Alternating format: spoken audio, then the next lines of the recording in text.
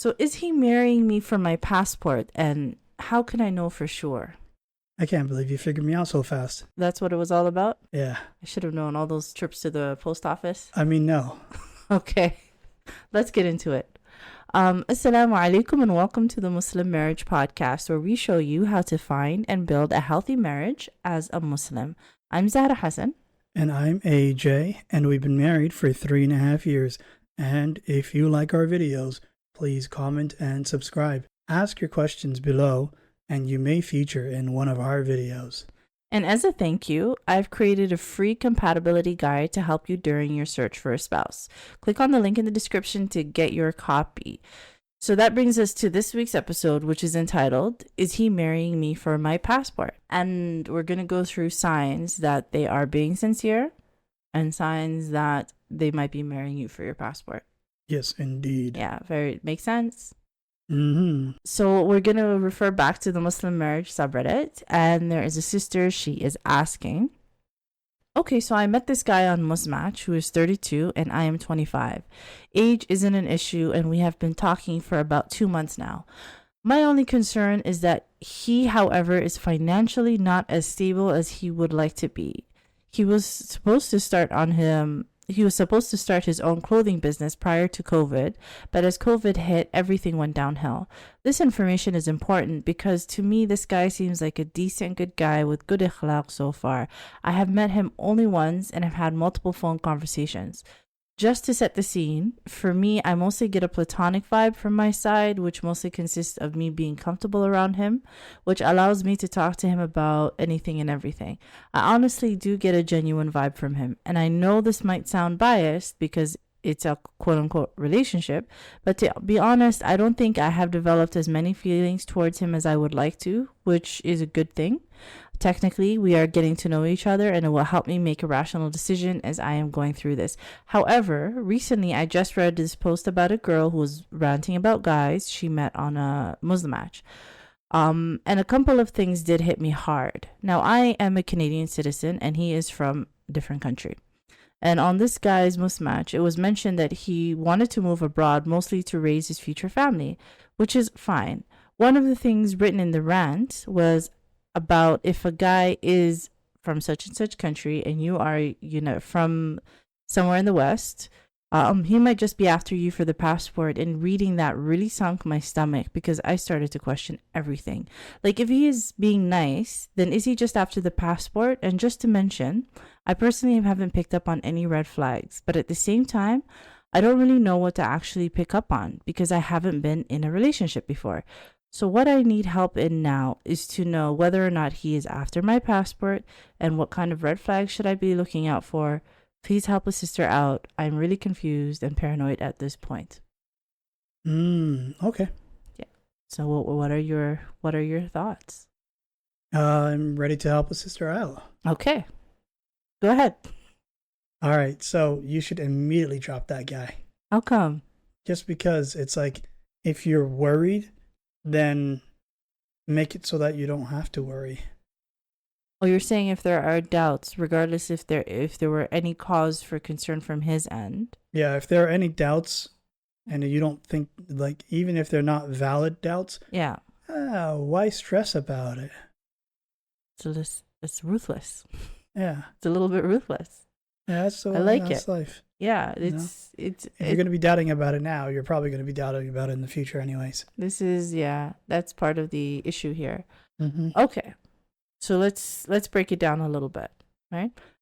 She's saying that otherwise this gentleman is compatible with based on what she has seen in these 2 months, though that they have only met one time, and they've had multiple phone conversations. So based on that information, she feels like she's being clear-headed because she hasn't developed feelings of a significant attachment to be able to cloud her mind yet. So she feels like she's clear-headed and that enough time has passed for her to be able to make a decision one way or another, to go forward or to walk away. Yeah. I respect all of that. Given that she's 25 years old, she's much more smarter than I was at 25 years old. So first we're going to talk about signs that they are being sincere. So this one is going to be a little bit brief, right? Because the best way to understand that someone is being sincere is by having a really good idea of what it looks like when they're not being sincere, right? So I'm just going to go through these pretty quickly. When somebody is being sincere, they're going to have boundaries in place, right? So when you tell them, so for instance, if you're speaking to somebody and you have this idea in the back of your mind that they might be marrying you, a part of the reason they're marrying you is for the citizenship. I don't usually recommend people putting up tests, right? But this is a situation where you need to all the information that you can get, right? Yeah. So you might say something like, yeah, no, I'm planning to live here in country X that I'm living in now, but I've really considered moving to country Y, which is on the other side of the world, and see how they react to that. Right. Yeah. And then really like feed into that and be like, yeah, no, I was thinking of getting a job there, or I do have a job, whatever it is, to give the impression that you're moving to this country and see how they react. Because those are two huge, massive shifts. And somebody who is being sincere, that they're not just interested in the citizenship, is going to be like, no, I don't know if I can fly with that, right? My intention was to move to this place that you're at already, and that's why I'm talking to you, is because you're already where I'm trying to go. Yeah. Does that make sense? Yeah, it makes sense. Yeah. So it's actually something that I employed. Oh yeah, that's right. Yeah. Yeah, you had okay. When I was in Africa, just Africa in general, the in continent. Somalia. Thank you. I was looking to get married. Yeah. Right. And I was talking with this woman, and the entire time we were talking was saying, yeah, I'm not planning on going back. I'm going to live here for the rest of my life. And every time they would ask me, I would give the same answer. Yeah. And after 3 months of asking the same question, eventually they said, sorry, I want to focus on my studies. And then that's how we split part ways. You know? Yeah. So it works. Yeah, that is, it takes a while. It does take a while, but that's why you just have to really be paying attention to, does this person that you're speaking to, do their boundaries make sense in general, right? Because when it comes to trying to understand if this person is being sincere with respect to citizenship, it's a story about boundaries. Yeah. Right? So do their boundaries make sense to you? Right? Are they the same? Are they same level as the boundaries that you would have in their situation? Yeah. So that's the first way that you're going to notice that they're sincere. Another quite common question I get is if they address the issue right off the bat, like you've just met somebody on an app, or your family's introduced you to them, etc., and they live in a different country from you, and you're wondering if citizenship might be an issue. And they address that right away, and they say, look, I know you might be thinking that citizenship is an issue, but that's not why I'm talking to you. That's crazy. You read my mind. Yeah. Yeah. Do you think that that's a sign of sincerity or insincerity? Insincerity, I would say, right? Yeah. Because they're thinking that you're worried about them thinking about citizenship. Yeah. But if they weren't thinking about citizenship, it wouldn't cross their mind. I think the reality of the world today is that because there's so much stigma attached to it, right? Both you're aware of it and they're aware of it, and there's no problem with that, right? Yeah. It might more likely it's just a sign that this is something that they're aware that there's stigma around. And it's a source of insecurity, which is unfortunate because the overwhelming majority of people are not going to be interested in citizenship, right? Yeah. To go through a whole lifetime with a human being and have children with a different human being, and potentially akhira with a human being, all for just a citizenship. Like, citizenship isn't what we think it is, right? It's not the end all and be all. Well, so we can say that on our side of the world, but some people say it's the end all be all. Alhamdulillah, I've had the benefit of living in multiple different places for an extended period of time. I'm telling you, it's not the end all and be all. For the woman, I guess. But the men, they're like, hey, do you have a sister I can marry? Almost everyone I talk to. Yeah. No, I get what you're saying. My experience has been different. Yeah. My experience has been different. I don't think that I don't think that it is what we say it. Like, it is it's one of those things where the stigma is probably doesn't bear out, and it's an unfair stigma, right? So it's important that we say that. But when somebody addresses it, most likely they're just aware of the stigma, and it's unfortunately a source of insecurity, right? People tend to speak about the things that are on their mind, and one of the things that are on their mind are the things that they're insecure about. Yeah. But there is a but here. It matters how they present the topic. Yeah. Right? If they present a topic initially and say something like, I understand that you might be thinking I'm marrying you or talking to you for your citizenship. I want you to know that's not the case, right? Because I love where it is that we live here now. I have my family is here, my work is here, my business is here. I'm looking for somebody to move here with me. That could be a conversation that's very different from somebody addressing it by saying, okay, I know that you might be thinking that I might be marrying you for your citizenship, but no, I'm not. I'm just not. It's not that I can get there on my own. Right? And then they keep mentioning it over and over again. Yeah. So that if it's a frequently thing that's mentioned, then that might be different. That might be an indication that this person might not be 100% sincere. Does that make sense?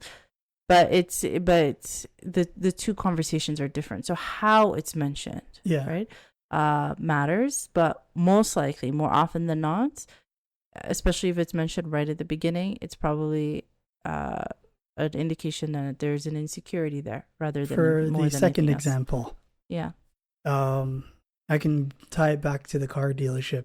Okay. If a person is looking to buy a car, but they're constantly telling the dealership, they're like, listen, I know I'm looking for a car, but I don't necessarily need a car to get where I'm going. I can walk. Yeah. I need you to understand that I can just walk. Yeah. But a car would be helpful. Yeah. That's different. I mean, that's fair. It's not fair because he works 100 kilometers away from home. He can technically walk. But he's going to walk 100 kilometers. Okay, whatever. Let's not get too deep into that conversation. But what I was saying on the other hand, so hopefully that's clear.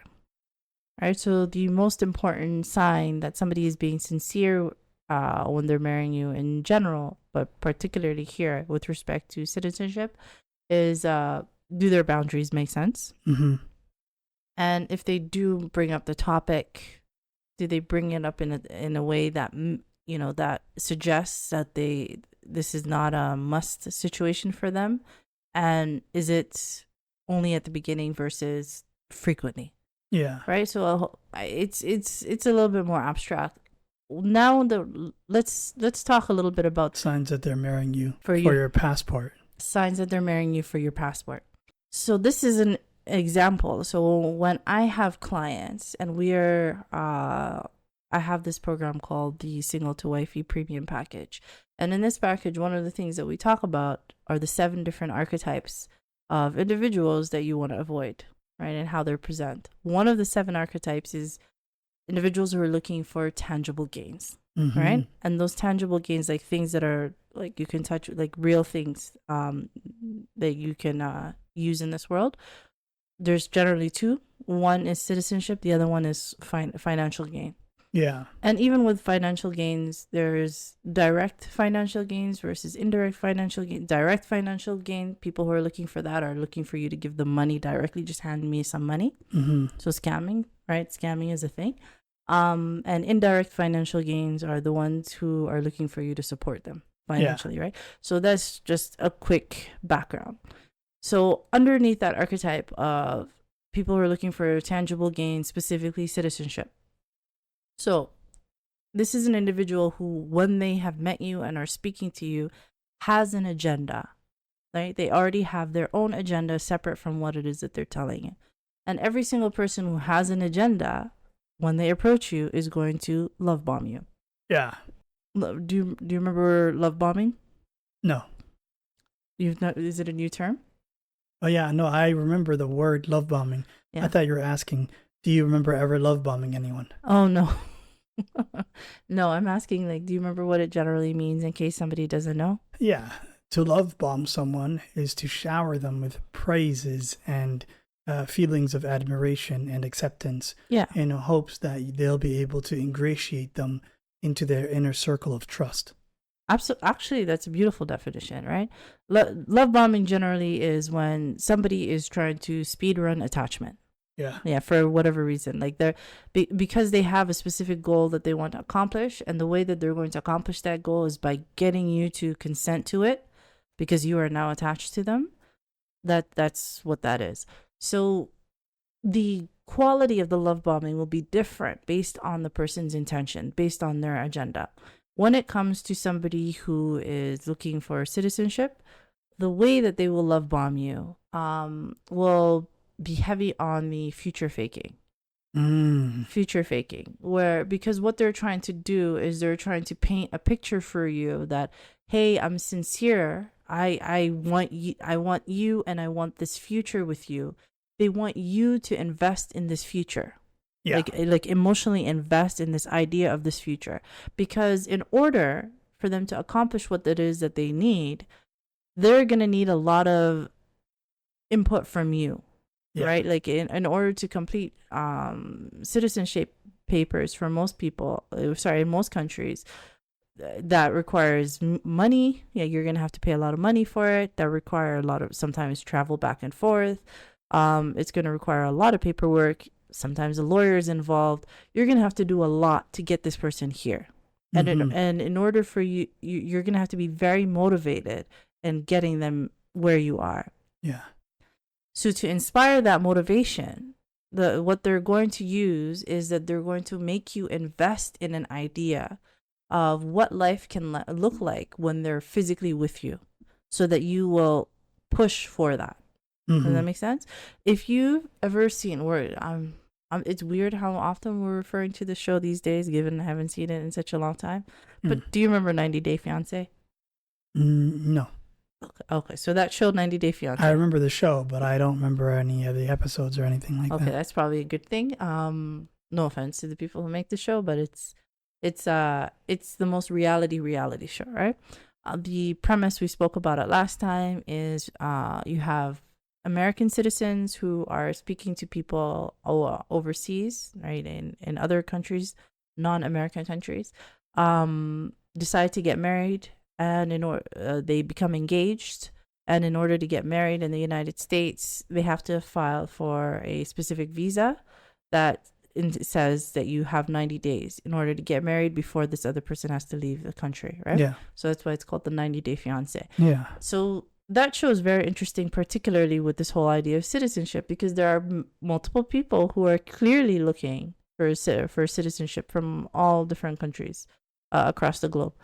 And you can see this idea playing, you can see this future faking play out in real time when you watch the show, where you have the person in the non-America country saying, it's going to be so amazing when I'm there because we'll be able to do XYZ, I can meet your family, you'll be a lot less lonely. They're really working hard to paint a picture of how it's going to feel so much better when I'm physically there with you. Yes. In order to get the other person to invest in that. And when the other person who has to fill out the papers and do all the things, it's a reality show, so they speak to the camera about their thoughts. What they speak about is, I can't wait until they're here.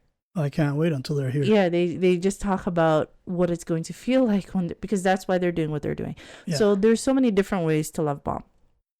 And what's heavy in the love bombing in this particular case where somebody is looking for citizenship is the future faking. Yeah. Right, so that's the first sign. Yeah. Hopefully that makes sense.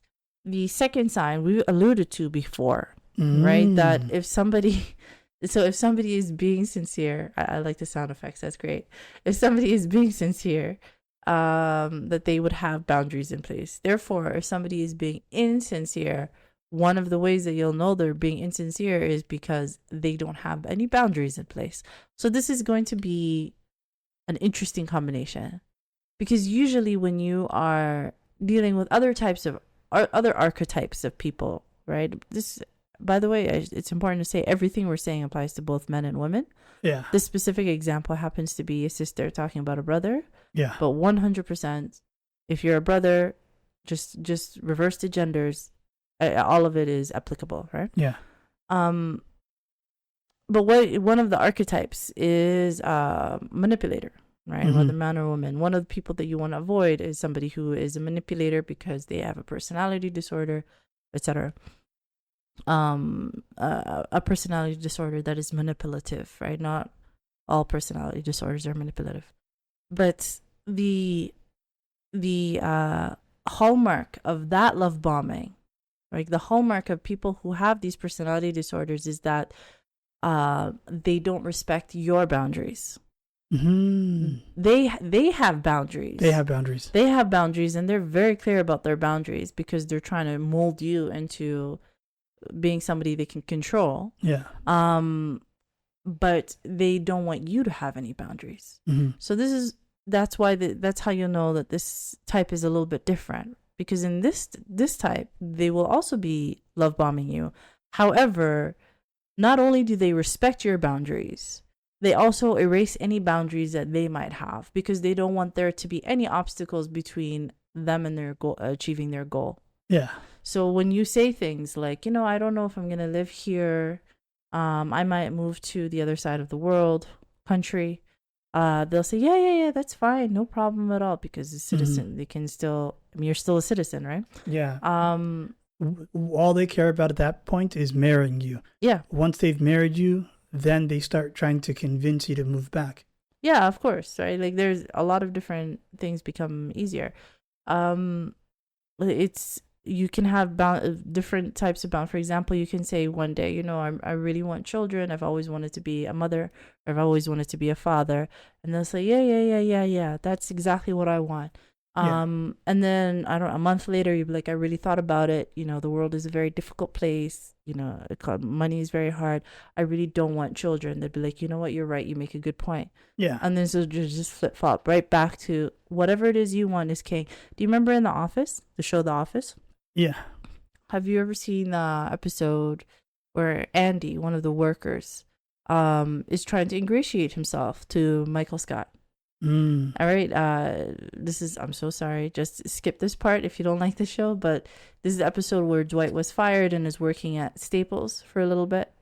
Spoiler alert. Yeah, for a little bit. But Andy spends that whole episode just following Michael Scott around and just saying whatever it is that he thinks that Michael wants to hear. Mm-hmm. Right? So it's that same feeling. Yeah. It's that same feeling that this person will be a yes man. The example I was going to give was almost every single high school boy to their crush. Oh, you like this thing? I like this thing. Oh, there you go. Yeah. Oh, you do this? That's so funny. I do this too. Because they also want a tangible gain, tangible gain, right? But it's yes, it's exactly what it is. Yeah. So it's just that feeling of not being really seen, not really being appreciated. Hopefully you're aware of that. Hopefully you can see that. Sometimes people have a hard time seeing that because they're just so focused on the image of not being lonely, right? Yeah. Because loneliness is very painful, very powerful. We've all been there. I remember it's the loneliest number for a reason. Yeah, I've experienced it. We've all experienced it, right?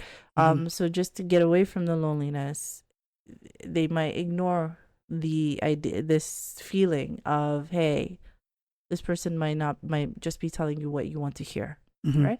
Okay, so those are the two. By the way, I experienced extreme loneliness for a period of 9 months. And then I was born.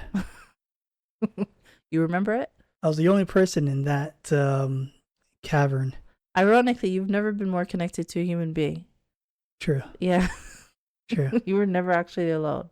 But I don't know if I was communicating with them. Have you ever seen a baby kick? Oh, that's not a communication. That's abuse. Honestly, you might have a point. So those are the first two signs, right? So the number one is they're future faking a lot. Number two, they have no boundaries and pretty much are yes man. And then number 3 is that they're going to speed run all the steps, right? Of the like they're going to want to move things along, right?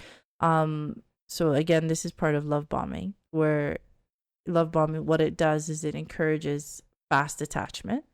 So you're going to really feel this, that things are moving faster than you would things are moving faster than you would feel comfortable with. Yeah.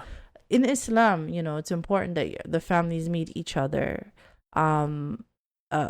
pretty quickly, but the ways in which that he speaks to your family, like speaks about your family, or your family speaks to you, like these things might feel too much too soon.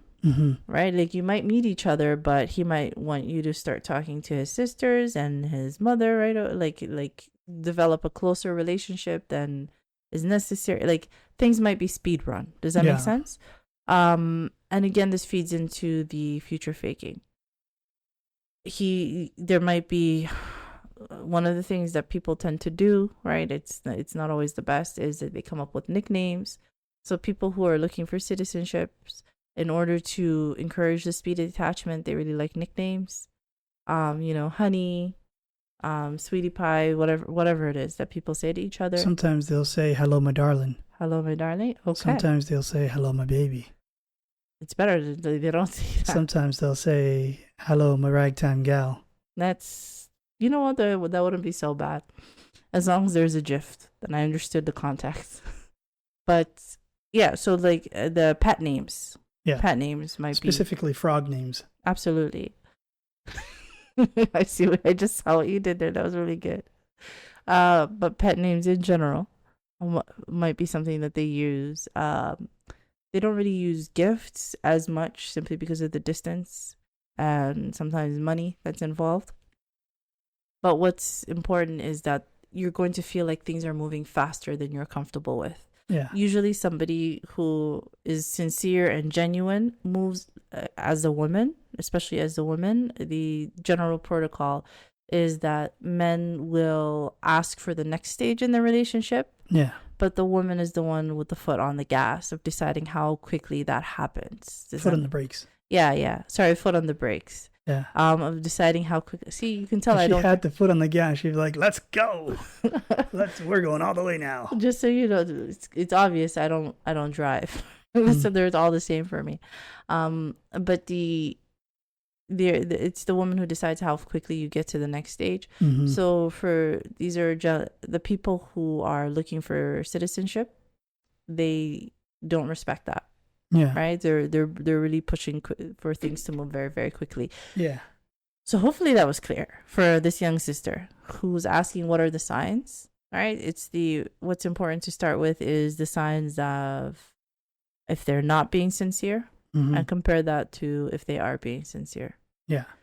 Did any of what I said make sense, or is it just all in my head? It was exceptional. It made sense? It all made sense to me. Okay. All right. Yes. Hopefully it made sense to at least one other person, In Shaa Allah. Hopefully it made sense to y'all. Okay. Because y'all are the audience. In Shaa Allah. So that's how that works. And again, it's important to say, right? Because there are so many different stigmas that we address on this podcast. There are stigmas against single parents. There are stigmas against people who are reverted to Islam. There's stigma against people who are divorced. Yeah. People who have children. Just so even the ones with the flowers. Where are the flowers? Don't flowers also have stigmas? Okay. All right. That's a deep cut for people who know about plant biology. All right. Yeah, there's all those different types of stigma that we address. So one of the stigmas that we do want to address is people who live in not the same country as you do. There is a possibility that they might be looking for citizenship, but you have to remember that that's not everybody, right? Yeah. That's not everybody. So it's a good idea to be aware that there are insincere people who exist of all types, and this is just one of the types, but to give people the benefit of the doubt in a smart way. Yeah. And just pay attention to how this person feels with respect to boundaries, if they are holding their own boundaries. And they're going to be respecting yours, but if they're holding their own boundaries, more likely this person is being sincere. Yeah. And also pay attention to love bombing. If you feel like you're being love bombed, and there's a lot of future faking and things that we've spoken about, they might be insincere. And finally, if the relationship or the getting to know each other is moving a lot faster than you expect or feel comfortable with, they might be insincere. But other than that, now the most ironic thing about it yeah, is if they say, hey, I'm only marrying you for the passport, they're being sincere. they could be sincere. They are being sincere. Yeah. Or they could be like you and just be making terrible jokes, which is probably more likely. So inshallah, hopefully we address what the young lady was saying, and we address that unfair stigma that's put on so many Muslims. If you have made it this far in the podcast, we want to say Jazaa K'Allah Khayr. We really appreciate you for choosing to spend this time with us. So that would be everything. If you haven't already subscribed to our channel, please subscribe to our channel on YouTube. It really helps us out. And don't forget to get your free copy of the compatibility guide. And is that everything? Did we finish everything? Yes. Okay. All right. So Jazaa K'Allah Khayr and Assalamu alaikum. Wa alaikum salam.